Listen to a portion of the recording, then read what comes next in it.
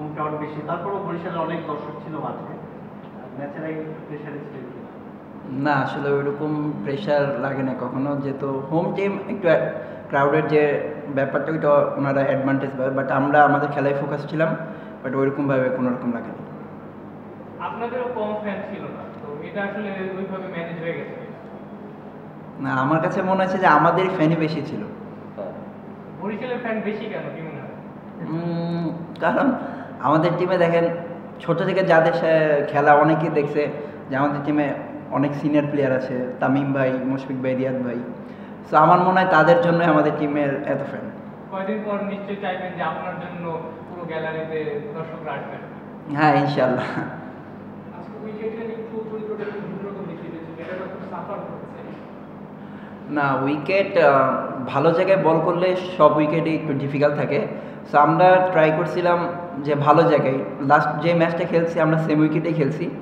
So আমার কাছে মনে হয় না যে ওইরকম বিহেভটা চেঞ্জ ছিল, জাস্ট আমরা আমাদের প্ল্যানে ছিলাম যে ভালো জায়গায় বল করবো, বাকিটা উইকেট থেকে। ডেভিড মালান 5 ম্যাচ বসেছিলেন, পরে 2টা ম্যাচ খেললেন, ব্যাক টু ব্যাক 50, এটা কেমন লেগেছে আসলে? আর হচ্ছে ইবাদত বসে আছে বেঞ্চে, কতটা চ্যালেঞ্জিং ওই সামনে একটা তারকা নির্ভর করে। একাদশে সুযোগ পেলে আসলে সেটা কতটা কাজে লাগানোর জন্য মুখিয়ে থাকে ডেভিড মালানের ব্যাক টু ব্যাক 2টা 50, 5টা ম্যাচ বসে থাকার পর?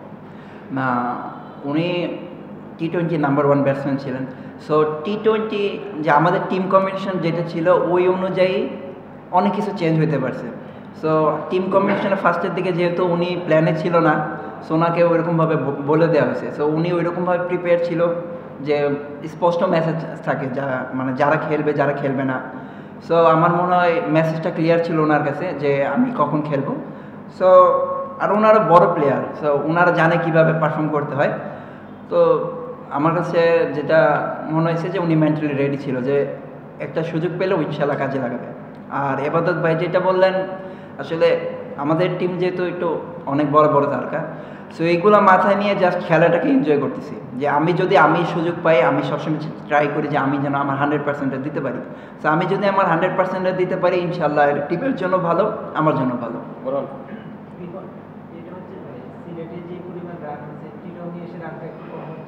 বাউন্ডারি নিয়ে সিলেটে বাউন্ডারিটা অনেক ছোট ছিল, এখানে একটু স্লাইড বড়, তারপর উইকেটটাও কি একটা প্রভাব রাখতেছে কিনা আপনার কি মনে হয়? দুইটা বিষয়, বাউন্ডারিটা হচ্ছে আর উইকেট। না বাকি যে 2টা ভেন্যু ছিল তার থেকে চিটাগংয়ের ভেন্যুটার বাউন্ডারিটা একটু বড়, সো বাউন্ডারিটা একটু ম্যাটার করে। বাট ভালো জায়গায় যদি আপনি বল করতে পারেন, সো এটা তো ইজি না যে মাইরে দেবে, 1-2টা বল মারতে পারে, বাট ভালো জায়গায় যদি কন্টিনিউস বল করতে আমরা পারি, সো কোনো ব্যাটসম্যানের জন্য ইজি না। আপনি এইখানকার পিচ ম্যাপ দেখবেন আর বাকি যে 2 জায়গার ভেন্যু ছিল ওইখানে পিচ ম্যাপ দেখলেই মোটামুটি একটা ক্লিয়ার ধারণা হয়ে যাবে। এই জায়গায় আমার কাছে মনে হচ্ছে আমরা বলাররা ভালো জায়গায় বল করতেছি, ব্যাটসম্যানদের চ্যালেঞ্জ দিচ্ছি, সো এই জন্য একটু কম রান হচ্ছে। বাউন্ডারি অনেক আছে, যেটা তো বাউন্ডারি বড় হওয়ার কারণে আপনার যেটা সিলেটে হয়েছে যে হাফ ইটে শক্ত হয়ে গেছে, এখানে তো হচ্ছে না, রানটা কম হওয়ার পিছনে এটাও কি বড় একটা ফ্যাক্টর? হ্যাঁ অবশ্যই, এরকম একটু বাউন্ডারি বড় থাকলে তো ব্যাটসম্যানদের ডাউটও থাকে। সো আগের যেটা ছিল যে 60 মিটার ছিল, 65 বা আরও কম ছিল, সো তখন একটা আলাদা কনফিডেন্স থাকে যে ব্যাটসম্যানের মনে যে হাফ হিট করলেও হয়তো বা হয়ে যেতে পারে যে পেস ইউজ করতে। সো এখানে যেহেতু একটু বাউন্ডারিটা বড়, সো ব্যাটসম্যানদের মনেও একটু হালকা থাকলে ভয় থাকে। উইকেটটা নিয়ে না উইকেট আমার কাছে মনে হচ্ছে উইকেট ভালো, উইকেট ভালো।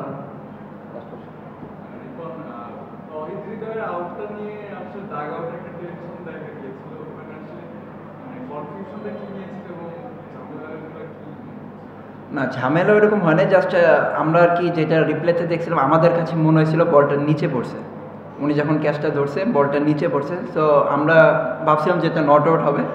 সো এটা যেহেতু আম্পায়ারের ডিসিশন, আমরা আম্পায়ারের প্রতি শ্রদ্ধাশীল, ওনারা যেটা ভালো মনে করছে ওইটাই করছে। ওকে, থ্যাংক ইউ। থ্যাংক ইউ, আসসালামু আলাইকুম।